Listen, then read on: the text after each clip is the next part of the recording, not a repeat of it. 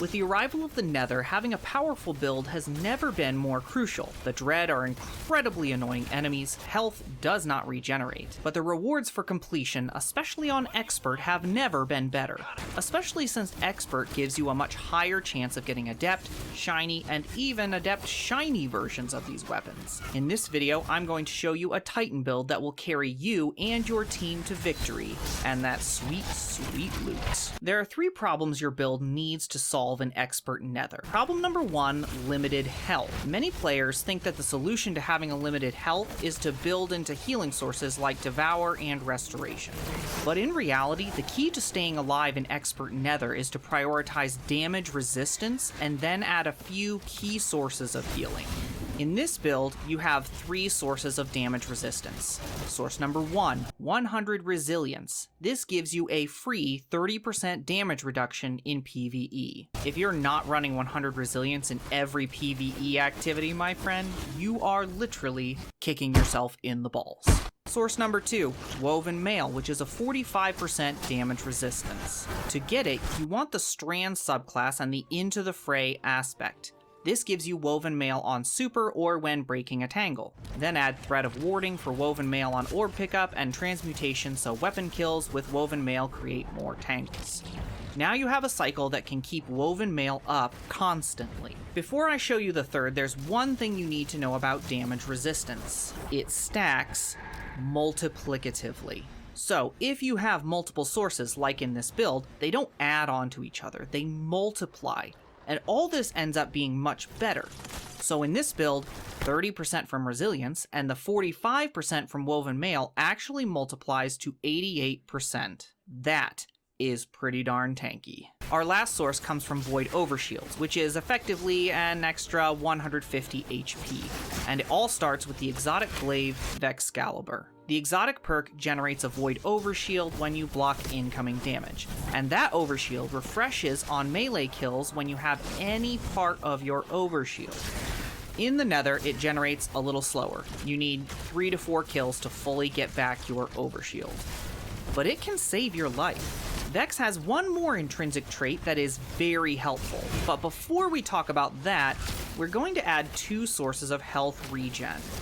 Number 1, Hold the Line from the artifact. It gives 55 HP when you get a glaive melee kill while surrounded. Number 2, the Banner of War aspect. Getting a finisher, sword, or melee kill raises a banner that pulses and does 2 things. Banner gives you 20 HP for every pulse, and 25% damage increase to melees, which leads us to problem number 2, tanky enemies.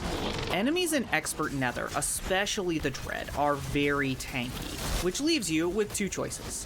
1, you could fall back and chip away at their health slowly, or 2, punch them very hard. Like, as hard as you can. I think I know which one you want to do. You already have 25% from Banner of War, but I'm going to let you in on a little secret. Just like damage resistance, melee damage also stacks multiplicatively. There are 3 more sources of damage stacking that will take your hits from this to this. And it all starts with the Worm God's Caress exotic. When you get melee or glaive kills, Worm Gods gives you a stacking melee damage bonus. On glaives, the damage goes all the way up to 200%. This combination is so deadly that Bungie nerfed it. Killjoys. But wait, because adding the last 2 sources lets you hit harder than pre-nerf Banner. Remember when I said that Vexcalibur has one more exotic trait? Well, here it is. When you are protected by an Overshield, your glaive melee deals 20% additional damage. And the final piece of damage stacking is a little perk in the 4th column called No Bell. Specifically, the second half of that perk reads, blocking damage with your glaive temporarily increases their melee damage to targets. When I saw this, I thought, this is probably like 15, 20%. I'm gonna try it. It's 85%. Just look at these beautiful results. You can cut through Dread like a hot knife through butter. Except Tormentors. I repeat, do not melee tormentors. Which brings me to the final problem you face, bosses. There are 4 bosses in Expert Nether right now, and I'm going to show you how to kill them with this build. Boss number 1 is the Meatball. This boss is nasty and arguably the most challenging enemy you'll face. Any attempt to melee him just doesn't work out. But fret not.